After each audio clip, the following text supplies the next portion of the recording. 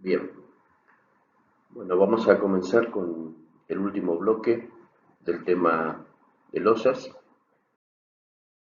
Corresponde a la clase 4 de 4 y como les había adelantado, en esta clase vamos a realizar un par de prácticos de losas cruzadas. En primer término, vamos a ver una losa cruzada no continua, o sea, esto para que tengan idea es el mismo, si se quiere, la misma planta del ejercicio de losas derechas que vimos, ¿sí? Y esos son los efectos de que ustedes puedan hacer las comparativas de espesores resultantes, de armaduras resultantes, y empiecen a tomar sensibilidad respecto de las diferencias en los distintos diseños estructurales, ¿sí? ¿Se acuerdan que cuando hicimos losas derechas, esta viga no estaba, esta viga no estaba, y todo esto era una losa L1 y todo esto era una losa L2, ambas armadas en el sentido I? Bueno, en esta oportunidad se propone hacer 4 losas cruzadas, pero no continuas, ¿sí? Son 4 losas iguales, simplemente apoyadas. Lógicamente vamos a calcular una de ellas y el resto serían todas iguales. Bueno, está el listado de materiales, que es el mismo que vimos para losas derechas. Las cargas las vamos a mantener, eso no es correcto. Sí la sobrecarga, por supuesto, porque sigue siendo el mismo destino de depósito, pero claramente las permanentes deberían modificarse, porque de hecho vamos a modificar el espesor de losa. A los efectos del práctico se ha mantenido la carga. De cualquier modo, ahora vamos a ver el predimensionado de la altura por deformación, y eso hubiese motivado un ajuste de las cargas, que no se ha hecho en este ejercicio. Bueno, también están las secciones geométricas de las vigas, de las columnas, y después si revisan se van a dar cuenta que la esbeltez de las vigas, o sea, la relación de la luz de cálculo de las vigas y su altura está en el orden de L sobre 10, con lo cual podemos considerar que son vigas rígidas y podemos analizar estas losas en forma independiente del comportamiento de las vigas, que es la forma en que hemos trabajado la parte teórica en el bloque anterior. La metodología es la misma que habíamos propuesto para losas derechas. En primer término, de la determinación de las luces y las condiciones de borde. Lógicamente eso responde al diseño estructural, ya lo tenemos aquí. Tenemos las luces, ya hemos dicho que son 4 losas cruzadas y hemos determinado las condiciones de borde, diciendo que son 4 losas simplemente apoyadas. Luego viene el estudio de cargas, y ya hemos dicho que si bien requiere un ajuste del peso propio por cambio de altura, no lo vamos a hacer, o sea que las cargas están definidas. Selección del tipo de losa, van a ser losas macizas.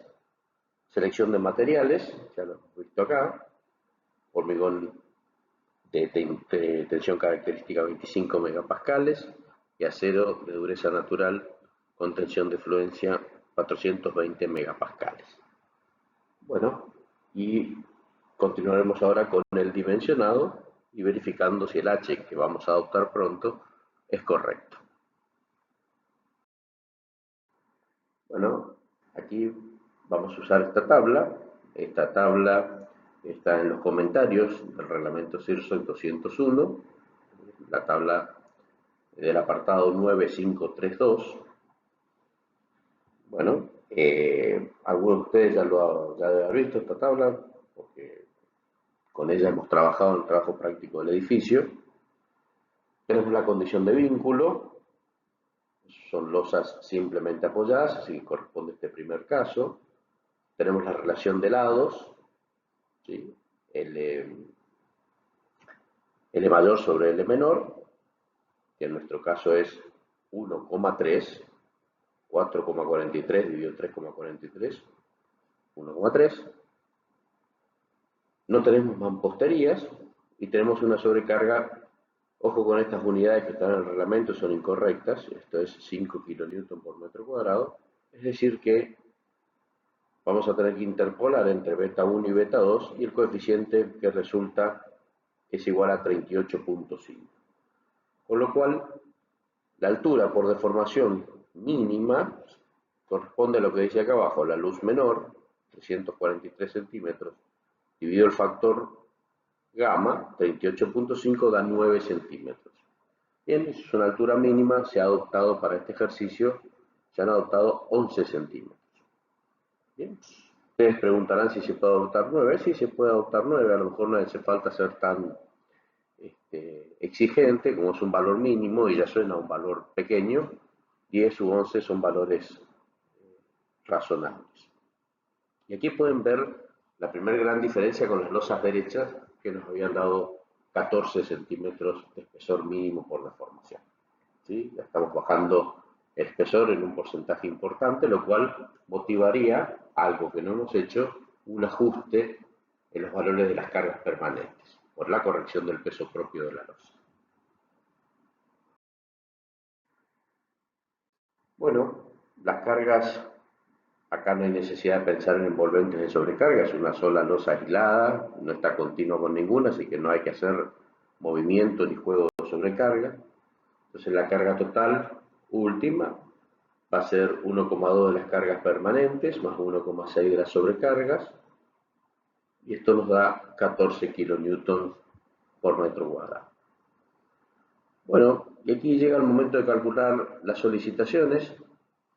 Les había comentado en el bloque 3 que lo vamos a hacer con tablas que nos ofrecen coeficientes, y hay muchas tablas, y les adelanto que todas son válidas, que pueden encontrar alguna pequeña diferencia, pero todas son válidas. Lo que sí es importante estar atentos cuando usen una tabla de verificar cómo se usa la tabla, porque no todas las tablas trabajan de la misma forma.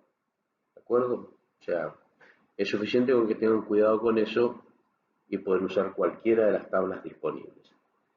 En este caso vamos a trabajar con las tablas que figuran en el libro del ingeniero Jorge Bernal, libro de tablas, y vamos a prever armadura de esquina, ¿sí? Con armadura de esquina, o sea, vamos a considerar el efecto favorable de la torsión, con lo cual vamos a disminuir los momentos flectores de tramo. Buscamos el caso en las tablas del ingeniero Jorge Bernal. Es una losa simplemente apoyada con una carga uniformemente distribuida. Estén atentos a la nomenclatura. Aquí está el momento en X, acá están las reacciones en X, esta es la luz en X, y en Y todo lo que corresponde. Las tablas que van a encontrar en el libro del ingeniero Bernal son de este tipo, ¿sí? Es una tabla donde se puede entrar con la relación Lx sobre Li o Li sobre Lx, y se obtienen coeficientes para obtener los momentos en X, los momentos en Y, las reacciones en X, las reacciones en Y. Nosotros entramos con la relación Li sobre Lx, eso nos dio 0,77 y vamos a adoptar 0,75. Ampliando un poquito esto, ¿sí? La relación Li sobre Lx, adoptamos 0,75 y a partir de allí vamos leyendo los distintos coeficientes para calcular las solicitaciones de esta losa cruzada.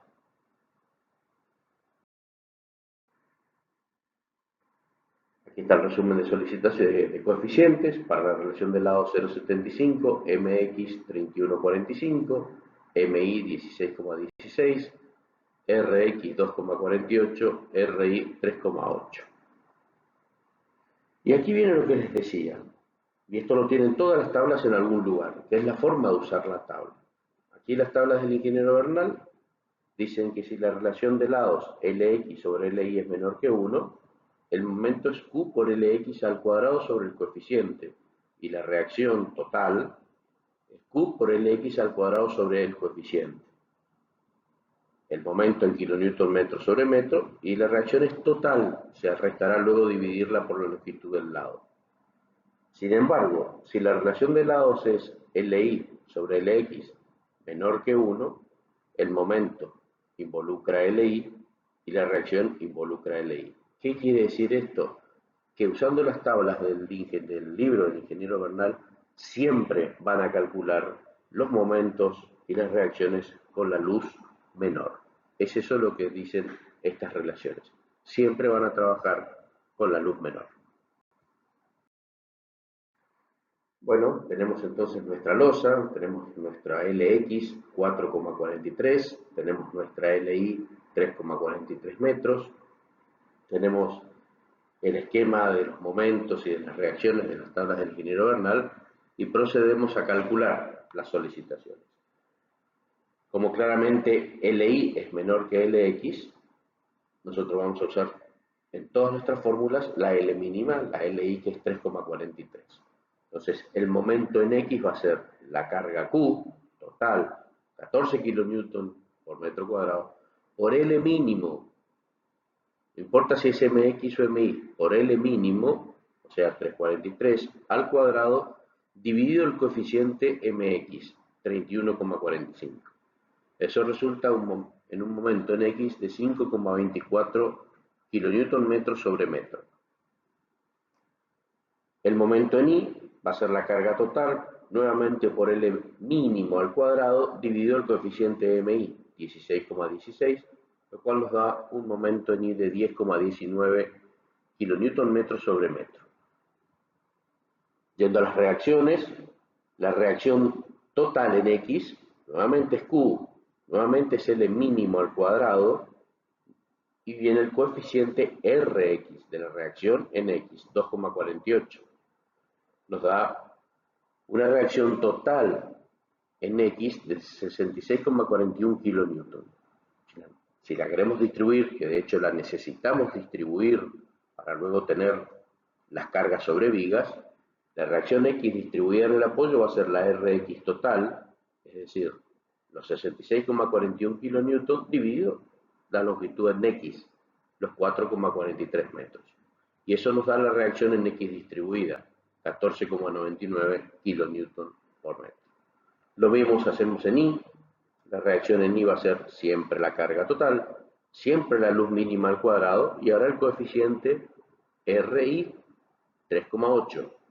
Eso nos da una carga total en Y de 43,34 kN, lo que distribuido por la luz en Y, 3,43 metros, nos da la reacción distribuida en el apoyo Y igual a 12,64 kN sobre metro.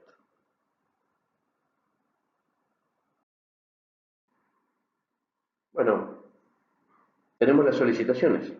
Y si tenemos las solicitaciones, solo resta dimensionar esta losa. Y el dimensionado, como les dije en el bloque 3, ya es del mismo modo del que ustedes ya conocen. O sea, la única novedad, si se quiere, de estas losas cruzadas es el cálculo de las solicitaciones. Entonces, vamos a comenzar por el dimensionado por resistencia a flexión en el eje Y, ¿sí? Que es el eje donde está el momento máximo.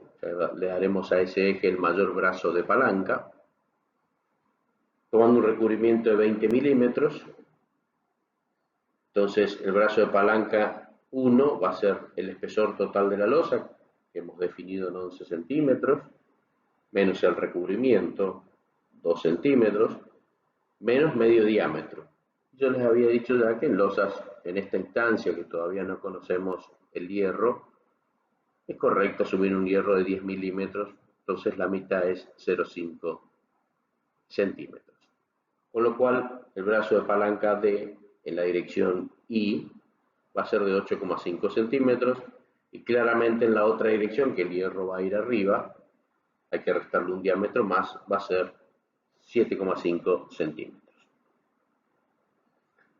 El momento último en Y lo habíamos calculado en 10,19 kN sobre metro. Calculamos el momento nominal, dividiéndolo por phi, y eso nos da un momento de 0,011 meganewton por metro. Esto es, está mal aquí, es meganewton metro sobre metro, ¿sí? Y esto también es kilonewton metro sobre metro. Calculamos KD, tomando la altura que habíamos definido en 8,5 centímetros, lo ponemos en metro, dividido la raíz cuadrada del momento sobre el ancho de cálculo, esto lo estamos calculando como una losa maciza, es 1 metro, nos da un KD de 0,81, y si luego revisan en la tabla de flexión, eso da un KD de 24,766. Lo que termina dándonos una armadura necesaria en I de 3,21 centímetros cuadrados por metro. Y esto lo vamos a cubrir con un phi del 8 cada 15 centímetros. Si hacemos un numerito, tenemos 100 centímetros dividido 15, tenemos 6,67 hierros del 8 cada metro.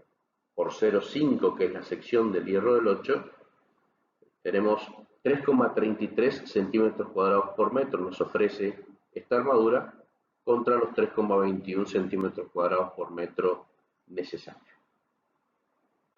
Se verifica la separación máxima entre barras, la prescripción más restrictiva es la de 25 diámetros, 25 por 0,8, que es el diámetro del hierro que hemos elegido, nos da 20 centímetros, hemos adoptado 15, así que esa prescripción está cubierta. En el sentido X hacemos exactamente lo mismo, tenemos el momento nominal, calculamos KD, ojo el brazo de palanca, esta armadura está arriba de la otra, entonces es 7,5 centímetros, con el KD determinamos el KE y luego tenemos la armadura necesaria en el sentido X, 1,98 centímetros cuadrados por metro. Y para esto se ha adoptado un hierro del 6 cada 15. Lo calculamos, tenemos 100 centímetros, que es 1 metro, dividido 15 centímetros, nuevamente tenemos 6,67 hierros por metro, pero del 6. El hierro del 6 tiene una sección de 0,28 centímetros cuadrados. Entonces, 6,67 por 0,28 nos da 1,87 centímetros cuadrados por metro, que bueno, el autor de este ejercicio, quien les habla, ha considerado que es suficiente para cubrir la armadura necesaria. Verificamos la prescripción reglamentaria, separación máxima 25 diámetros, hemos tomado un hierro del 6, 25 por 0,6 da 15, que es el valor que hemos adoptado. Entonces, la prescripción de separación está controlada. Tenemos que verificar en ambas direcciones la armadura mínima por retracción y temperatura. La armadura mínima ya hemos visto que es el 1,8 por 1000 de la sección de hormigón, 100 centímetros porque trabajamos por metro. Por los 11 centímetros de altura total nos da 1,98 centímetros cuadrados por metro, que está cubierta en los dos casos que hemos dimensionado a flexión, tanto en Y como en X. Bueno, corresponde la verificación de corte, que nuevamente tenemos la dificultad de que ustedes todavía no han visto corte, pero queda aquí planteado, porque les dije ya que me interesa que luego que vean las clases de corte, vuelvan aquí, revisen, controlen y eventualmente consulten cualquier duda. Aquí se toma directamente el esfuerzo de corte máximo, distribuido por supuesto, que es 14,99 kN por metro. Se toma el esfuerzo de corte nominal dividiéndolo por phi, el phi de corte 0,75, y se revisa que la contribución del hormigón al corte de forma exclusiva, sin ningún tipo de armadura, sea suficiente para tomar ese esfuerzo de corte. O sea que B sub C, que es la contribución del hormigón al corte, sea mayor que B sub P. Esto ya lo van a entender claramente cuando vean la unidad de corte. Bueno, corresponde hacer una planta de armado, como mínimo, y bueno, es muy sencilla. Aquí no hay armadura en los apoyos, porque hemos hecho un sistema simplemente apoyado, y hemos determinado la necesidad de un phi del 6 cada 15 centímetros en el sentido X. Esta armadura va abajo, las dos van abajo, no quiero que confundan digamos, la posición relativa entre ellas. Este abajo significa que están en la parte de abajo de la losa, pero entre ellas dos, la que está en Y va más abajo y la que está en X va apoyada sobre ella. Pero las dos están en las fibras traccionadas, la parte inferior de la losa que estamos calculando.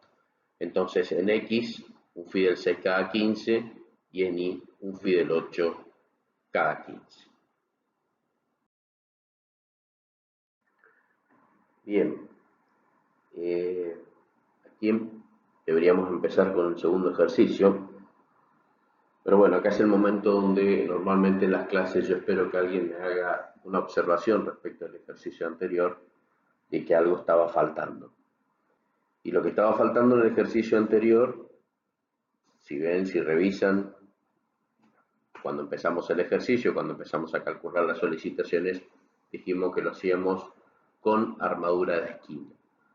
¿Qué significó eso? Que hemos considerado en el cálculo de las solicitaciones de esa losa cruzada aislada la reducción de los momentos de tramo, porque hemos considerado que las esquinas no se iban a levantar porque la estábamos estábamos controlando dicho levantamiento. Entonces, al ejercicio anterior lo que le está faltando es colocar la armadura de esquina. Y la armadura de esquina, si repasan lo visto en el bloque 3, en la esquina debemos colocar arriba y abajo la misma armadura determinada en el tramo.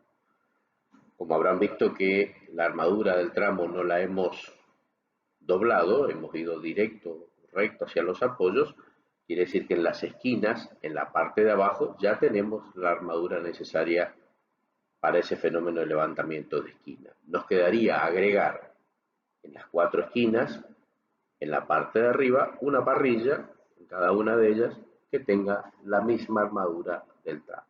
Entonces, en el ejercicio anterior corresponde hacer una planta de armado de hierro superior, donde va a haber 4 parrillas en las 4 esquinas.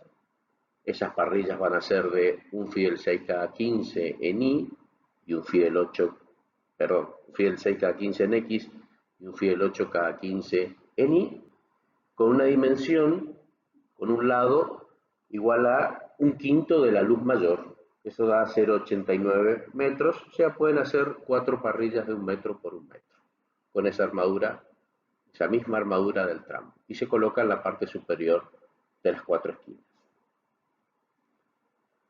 Bien, en este segundo y último ejercicio, lo que vamos a hacer es nuevamente el mismo sistema, la misma planta, pero ahora vamos a darle continuidad a esas 4 losas cruzadas. Sería una tercera alternativa de diseño para una misma planta. Empezamos con 2 losas derechas continuas, seguimos con 4 losas cruzadas aisladas y ahora lo vamos a hacer con las 4 losas cruzadas continuas. Los materiales, las cargas, las medidas de las vigas, el concepto de rigidez de las vigas son todas idénticas a lo que hemos visto en el ejercicio anterior. La metodología de cálculo claramente va a ser la misma. Nuevamente insisto, va a volver a cambiar la altura necesaria por deformación, va a volver a cambiar porque claramente al darle continuidad tiene un mejor comportamiento en deformación, o sea, pueden ser de menor espesor las losas, tener menos inercia, menos rigidez, y eso lo vamos a ver, lo vamos a calcular, pero de cualquier manera vamos a mantener las cargas que venimos arrastrando desde el inicio de los prácticos.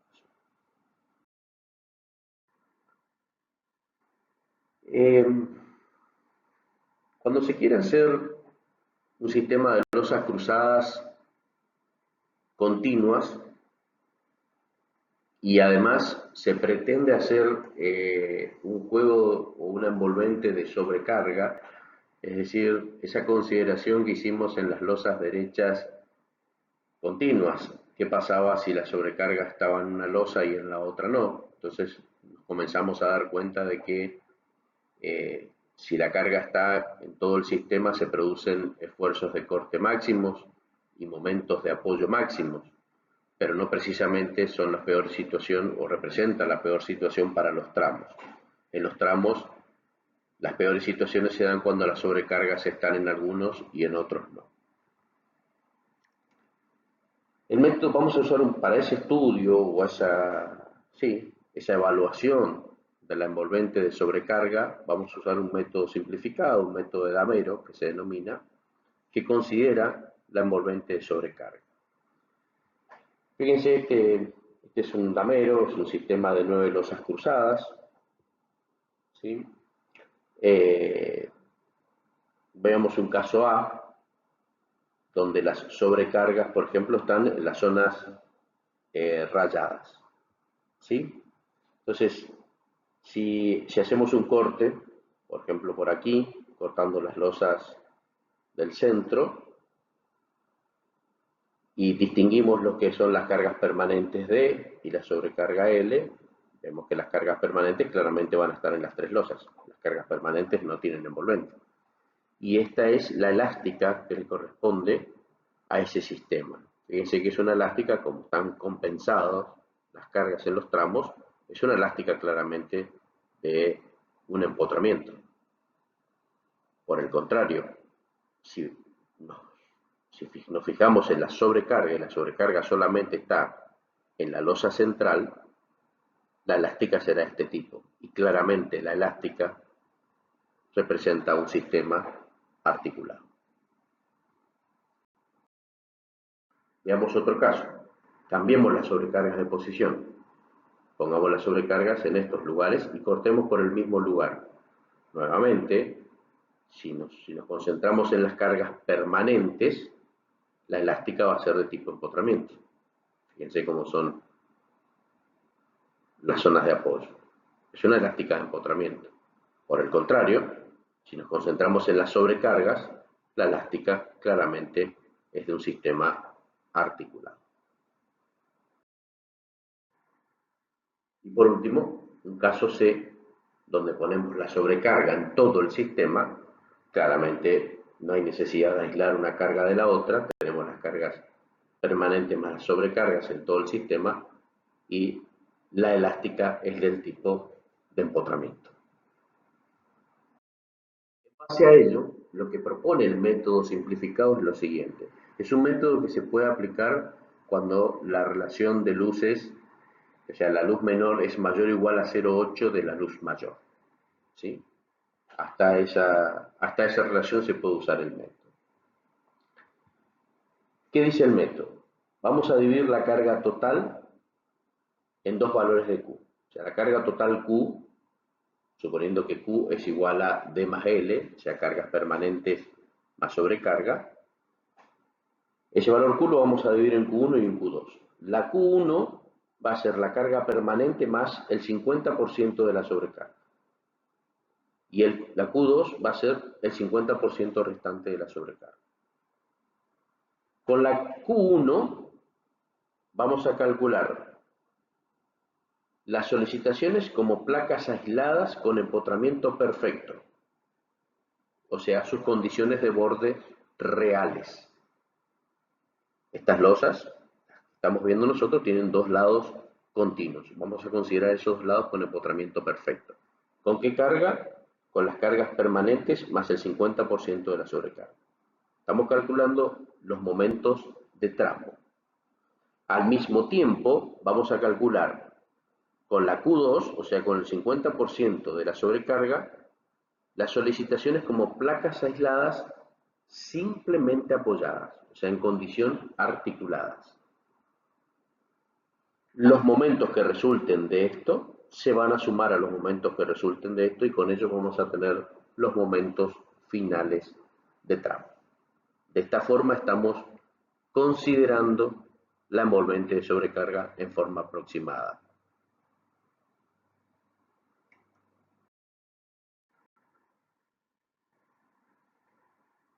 ¿Qué significa lo que hemos dicho? Que para calcular los momentos de tramos vamos a tener una carga Q1, esa carga Q1 va a estar uniformemente distribuida y va a ser igual a las cargas permanentes más el 50% de la sobrecarga supuesta colocada en todo el sistema. Y como eso está colocado en todo el sistema, la elástica es del tipo empotrado y por eso vamos a considerar para esa carga las condiciones de bordes reales, suponiendo empotramientos perfectos. Para el segundo estado de cargas, vamos a considerar el 50% de la sobrecarga, vamos a considerar que puede estar en una losa y en otra no, y entonces vamos a suponer un sistema articulado. Entonces las solicitaciones para el estado de carga Q2 lo vamos a calcular para las losas simplemente apoyadas. Los momentos M1 que surjan de la carga Q1 y las condiciones de borde para la carga Q1 se van a sumar a los momentos M2 que resulten de la carga Q2 y las condiciones de borde que hemos dicho para esa carga Q2. Los momentos de tramo en definitiva van a ser M1 más menos M2. Bien, de vuelta viene la complicación, entre comillas, del cálculo de las solicitaciones. En este caso, para que vean otras alternativas, perfectamente se podría hacer con las tablas del ingeniero Bernal, pero voy a usar las tablas de Ertug. Otras tablas que funcionan de forma diferente, claramente diferente, pero que arrojan resultados muy similares a los de las tablas del ingeniero Bernal. Todas las tablas tienen medianamente el mismo origen. Bueno, las tablas de Ertug. Vamos a empezar por calcular los momentos de tramo. ¿Sí? Las 4 losas son iguales, o sea que nos vamos a concentrar en una losa y todas las otras van a terminar siendo idénticas. Entonces vamos a tomar, por ejemplo, la losa L1, que tiene un LX de 443 y un LI de 343. Fíjense, la nomenclatura de Ertug tiene el momento en X, el momento de tramo en X, momento de empotramiento en X, momento de tramo en Y, momento de empotramiento en Y. ¿Sí? El primer estado de carga que vamos a usar es las cargas permanentes más el 50% de la sobrecarga. ¿Sí? Las cargas permanentes, por supuesto ya mayoradas, 6 más el 50% de la sobrecarga, por supuesto mayorado. Eso nos da una carga Q1 de 10 kN por metro cuadrado. Para esta carga vamos a considerar las condiciones de bordes reales, es decir, con sus correspondientes en dos lados empotrados. Buscamos la tabla de Ertug que se corresponde con esas condiciones de borde, una losa con dos lados empotrados, las rayitas significan empotramiento, y vemos cómo la aplicamos. Aquí tienen, esta es una imagen recortada de la tabla de Ertug. Fíjense que dice que el momento es un coeficiente n, que está aquí, por Q. Es totalmente distinto al manejo de la tabla del ingeniero Bernal, donde Q es la carga total sobre la losa. Entonces Q va a ser los 10 kN por metro cuadrado, que corresponden al Q1, por los lados de la losa. 443 por 343 nos da la carga total sobre la losa. Es la forma en que trabaja la tabla de Ertug. Bueno, necesitamos entrar con la relación de lados. Ertug trabaja con L mayor sobre L menor, todos los valores son mayores que 1. Bueno, fíjense acá que vamos a tener una situación de conflicto, porque para Ertug LI es mayor que LX, para nosotros LX es mayor que LI, entonces ya anticipo que vamos a tener que dar vuelta a los coeficientes. Pero bueno, lo que sí o sí tenemos que hacer es hacer la relación del lado mayor sobre el lado menor. 443 sobre 343, aproximadamente 1,30. Es decir, que vamos a estar en esta línea de la tabla, la línea de la relación de lados 1,3. Bueno, y ahí es muy sencillo, hay que aplicar esta fórmula que dice la tabla. Dice que el momento es igual al coeficiente por Q. Entonces, el momento de tramo en X va a ser igual al coeficiente por Q. Q vale 152. ¿Qué coeficiente? Y como tenemos los ejes invertidos respecto del TUR, vamos a usar el coeficiente en I, 0,015. Entonces el momento en X va a ser 0,015 por la Q total, y eso nos da directamente en kilonewton metro sobre metro. Ya nos da el momento por metro de losa, 2.28. Hacemos lo mismo en Y. Como tenemos los ejes invertidos, tomamos el coeficiente en X, 0,029 por Q total, y el momento en Y es 4,41 kilonewton metro sobre metro. Entonces tenemos los momentos de tramo para el primer estado de cargas, Q1, para las condiciones de bordes reales, de empotramiento en dos lados. Nos falta considerar, para poder cerrar el cálculo de las solicitaciones de tramo, nos falta cerrar el segundo estado de carga, que es el 50% de la sobrecarga, claramente mayorada. Y ese 50% de la sobrecarga mayorada es 4 kN por metro cuadrado. Para ese estado de carga, las condiciones de borde son de simplemente apoyada. O sea, tenemos una losa de 443 por 343 simplemente apoyada en todos sus bordes. ¿Qué tenemos que hacer? Tenemos que buscar la tabla del TUR que se corresponda con estas condiciones de borde. Entonces, buscamos la tabla del TUR para una losa que tenga los cuatro bordes simplemente apoyados. La línea sin rayas es simplemente apoyado.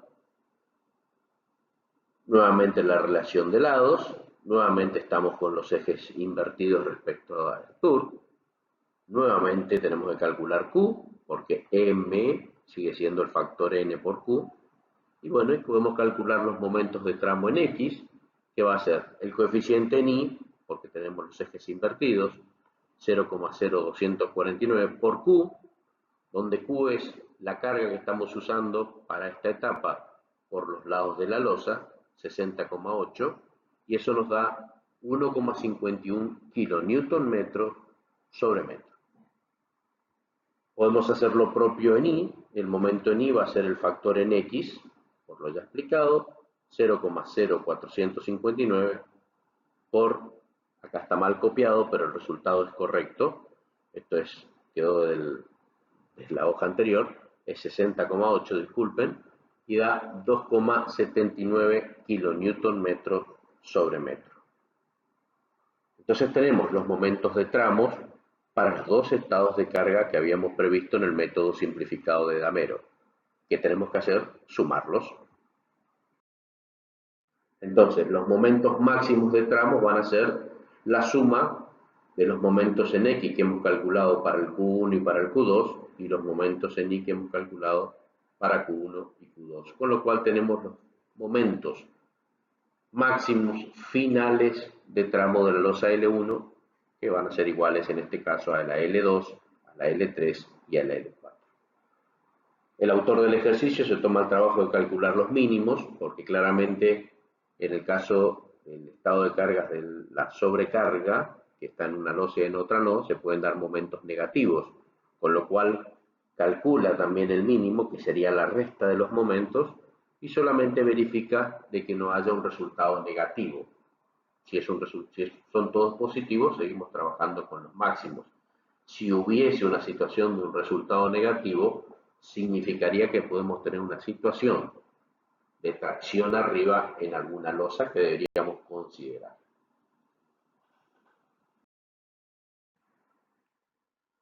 Bien, ya tenemos los momentos máximos de tramo, que nos está faltando calcular los momentos máximos de apoyo.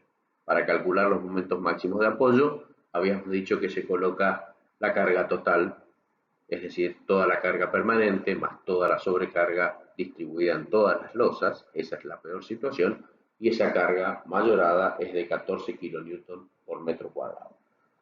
Como tenemos que usar las condiciones de bordes reales, volvemos a esa tabla del TUR que ya habíamos trabajado, donde teníamos dos lados empotrados. Tenemos la misma relación de lados, 1,3, pero hoy habíamos usado los coeficientes asociados a los momentos de tramo, ¿sí? Ahora vamos a usar los coeficientes asociados al empotramiento, ¿eh? La letra E está asociada al empotramiento, o sea que con este coeficiente n sub ex vamos a calcular los momentos de empotramiento, y lo mismo con el n sub ei. Bueno, del mismo modo que operamos hoy, tenemos que calcular la carga total. La carga total ahora es la carga que estamos utilizando, que es 14 kN por metro cuadrado por los lados de la losa. Eso da 212,7. Y el momento de empotramiento en X va a ser esa carga Q total, 212,7, por el coeficiente de vuelta. Tenemos que usar el coeficiente I de empotramiento porque tenemos los ejes invertidos respecto de la tabla de Ertug. Entonces vamos a usar 0,0583 por Q igual a 12,4 kN sobre metro. El signo menos, que ya lo trae el coeficiente, porque son momentos negativos de apoyo.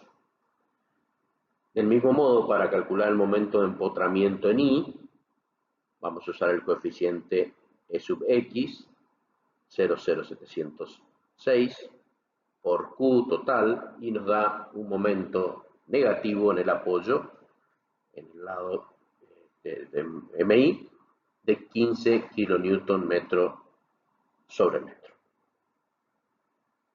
Bueno, en definitiva, tenemos en este momento todos los momentos flectores calculados.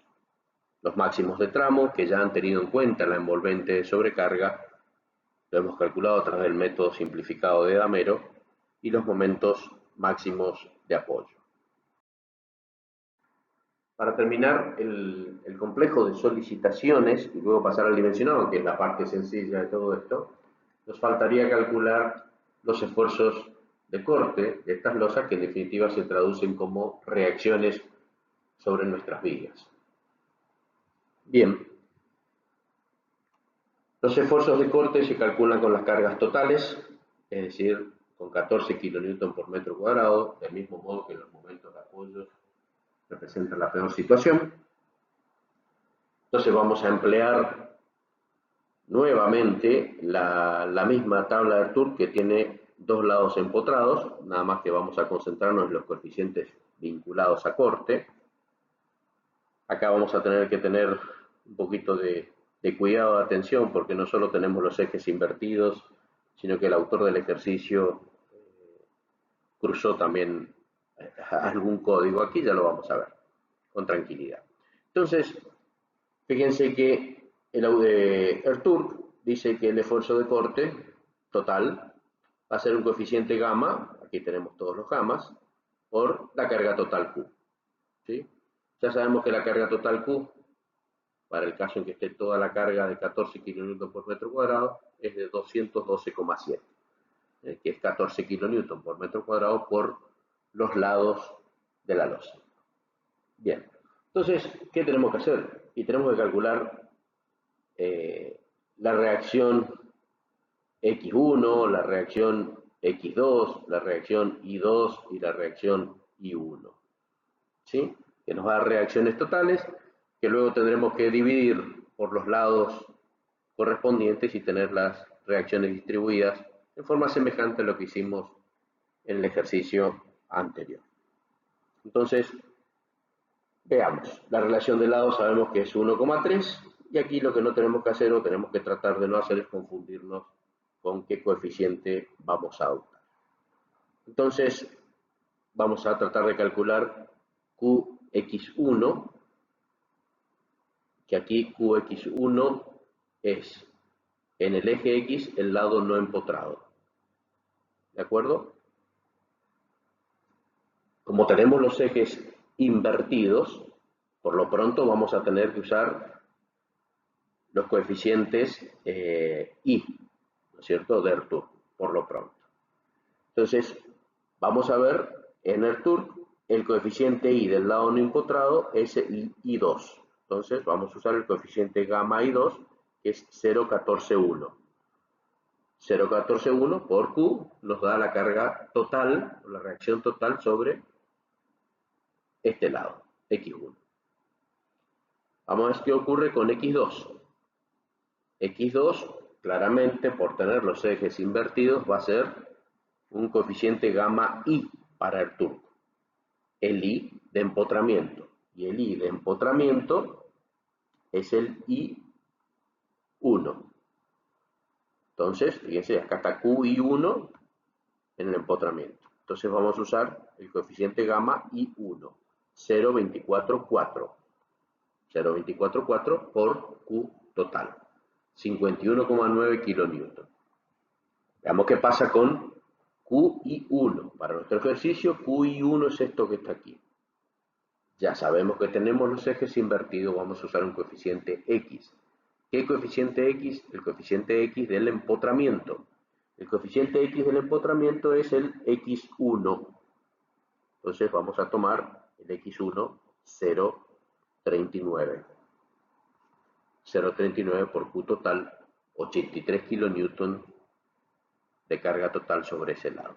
Y finalmente nos falta el Q sub I2, que corresponde, que tenemos nuevamente los ejes invertidos a un coeficiente X, y sería el coeficiente X del lado no empotrado.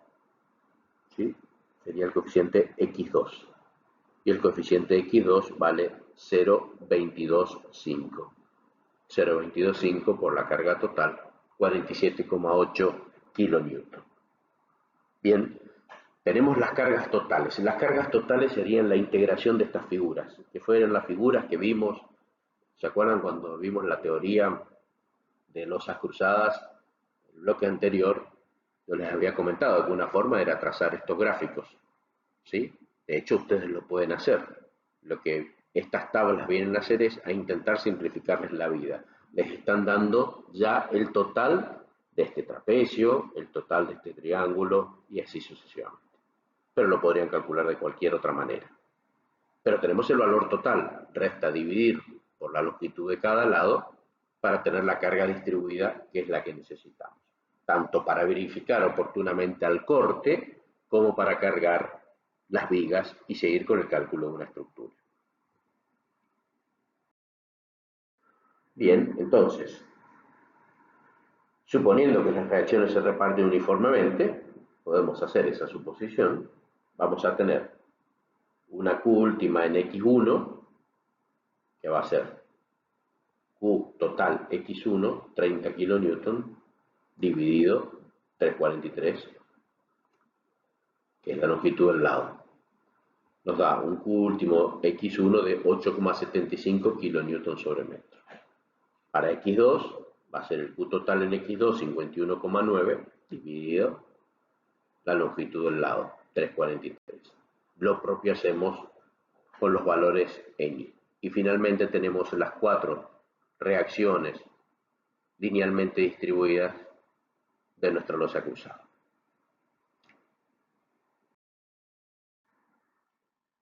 Bueno, y aquí ya viene nuevamente la parte fácil, que es el dimensionado flexión. Aquí el autor, recién aquí, propone verificar o calcular la altura por deformación. Bueno, esto ustedes saben que en realidad hay que hacerlo al principio de cualquier diseño o proyecto porque lo necesitamos para poder determinar el peso propio y determinar las cargas permanentes. Pero bueno, como es un ejercicio tipo y es una carga que ya se impuso de 5 kilonewton y la venimos arrastrando para todos los ejemplos, bueno, en algún momento hay que hacer esta verificación, aquí la tienen. En este caso, el autor no ha usado la tabla, ha usado una fórmula que la vamos a estudiar, es una fórmula tomada de la práctica americana, que da valores conservadores. Si usamos la tabla va a dar un valor más pequeño, pero bueno, es una tabla que lógicamente es una fórmula, perdón. Hay 2 o 3 fórmulas de este tipo, esta es para el caso de alfa mayor que 2, o sea, para vigas rígidas, que es nuestro caso. Bueno, una fórmula para calcular el espesor, que tiene en cuenta la luz, la tensión de fluencia, la relación de lados. Bueno, ya lo vamos a ver a esto en una unidad específica de estados límites de servicio. También podrían haber usado la tabla, lo pueden hacer.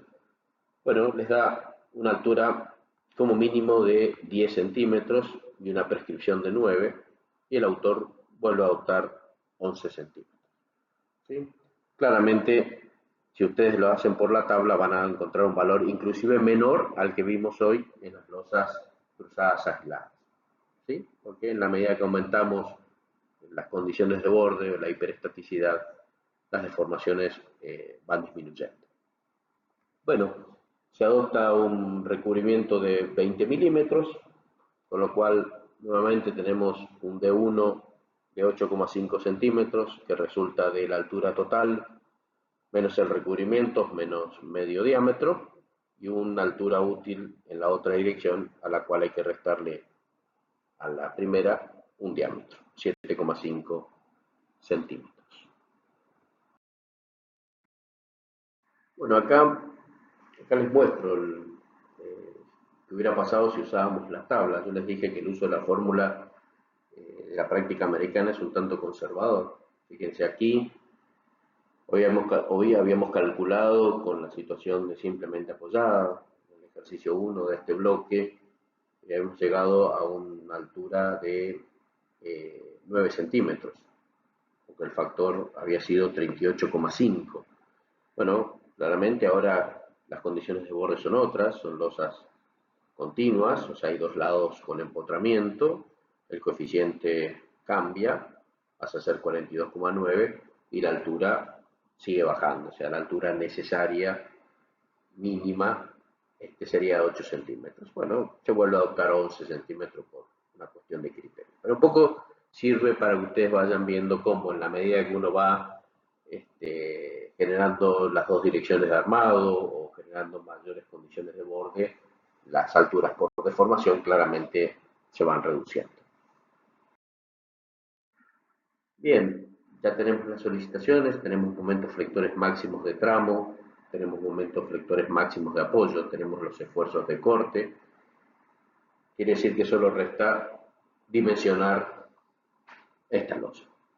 Entonces, comenzando con el tramo, o sea, la armadura que va a ir contra la cara inferior, vamos a empezar con el eje I, teníamos un momento de 7,2 kN sobre metro, calculamos el momento nominal dividiéndolo por el factor phi, calculamos el K sub B, ya habíamos determinado la altura de cálculo en la dirección de la mayor solicitación, que es en I, 8,5 centímetros, el ancho de cálculo sigue siendo 1, estamos calculando losas, obtenemos el K sub D, de la tabla de flexión obtenemos el K sub B y podemos determinar la armadura necesaria, que resulta de 2,31 centímetros cuadrados por metro. Esto el autor propone cubrirlo con un phi del 8 cada 20. Si tenemos un phi del 8 cada 20, quiere decir que tenemos 5 barras del 8 en un metro.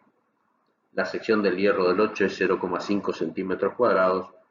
5 por 0,5 quiere decir que estamos colocando 2,5 centímetros cuadrados por metro superior a lo necesario. Verificamos la prescripción, separación máxima de 25 diámetros. Hemos optado por hierro del 8, 25 por el diámetro del hierro del 8, son 20 centímetros, estamos bien. Bueno, esto, para recordarles, esto es una imagen traída del cálculo de las solicitaciones, donde el momento máximo en I, cuando sumamos los dos estados de carga, para el método simplificado de Damero, dio 7,2 kN sobre metro. Hacemos lo propio en el eje X, bueno, de vuelta tenemos el momento en X como resultante de la sumatoria de los dos estados de carga del método simplificado de Damero, nos había dado 3,79 kN sobre metro, calculamos el momento nominal, calculamos K sub D, determinamos K sub B de la tabla y determinamos la armadura necesaria. Fíjense que el D es 7,5, un centímetro menos que en la otra dirección, o sea que este hierro va a ir arriba del otro y nos da una armadura necesaria de 1,36 centímetros cuadrados por metro. Verificamos armadura mínima por retracción y temperatura, tiene que ser el 1,8 por 1000 de la sección de un metro son 100 centímetros por 11 centímetros de espesor. nos da 1,98 centímetros cuadrados por metro, que es menor a la que teníamos en el eje Y, pero es superior a la que tenemos en el eje X. O sea que en el eje X vamos a tener que colocar la armadura que se prescribe por retracción y temperatura. Y para ello el autor propone tomar un Fidel 6 cada 14. Con un Fidel 6 cada 14 se cubre 1,98 centímetros cuadrados por metro. Se verifica la separación máxima entre barras, 25 diámetros, 25 por 0,6, 15 centímetros, adoptado un Fidel 6 cada 14, estamos en buenas condiciones. En definitiva, tenemos un Fidel 8 cada 20 en Y y un Fidel 6 cada 14 en X, en el tramo.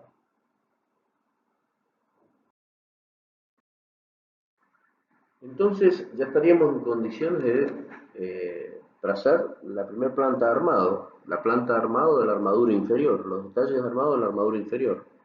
Y así tenemos en Y un Fidel 8 cada 20, que el autor propone doblar el 50%, con lo cual nos quedaría un Fidel 8 cada 40 recta, que llega hasta el apoyo, con su longitud de anclaje, y un Fidel 8 cada 40 doblada, que se extiende por arriba del apoyo, porque lo va a usar para tomar momentos de apoyo. O sea, en definitiva, un Fidel 8 cada 20, el 50% recto, el 50% doblado, y pasando un poco hacia la otra losa. Eso se va a repetir en L2, en L3 y en L4.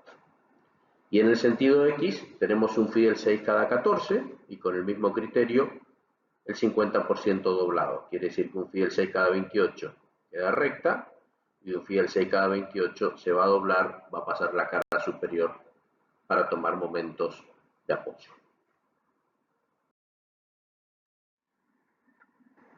Bien, nos está faltando calcular o dimensionar los apoyos. Vamos a empezar con el momento en Y.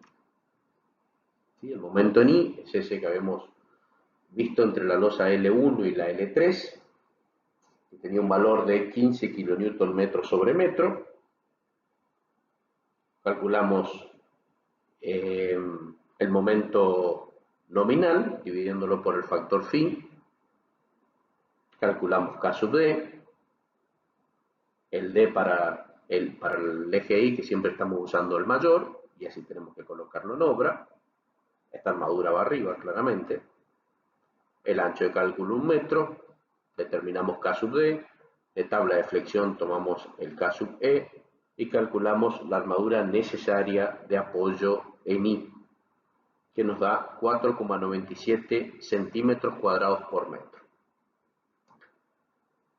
Pero como hemos doblado armadura, estamos teniendo un Fidel 8 cada 40 que viene de la L1, y estamos teniendo un Fidel 8 cada 40 que viene de la L3. Entonces, necesitamos 4,97 centímetros cuadrados por metro. Menos 1,25 centímetros cuadrados por metro, que es un Fidel 8 cada 40. O sea, un Fidel 8 cada 40 que viene de L1 representan 1,25 centímetros cuadrados por metro. Menos, otra vez, 1,25 centímetros cuadrados por metro que vienen de la L3. Quiere decir que me está faltando colocar un adicional de 2,47 centímetros cuadrados por metro, que el autor propone cubrir con un Fidel 8 cada 20. Un Fidel 8 cada 20 representa 2,5 centímetros cuadrados por metro.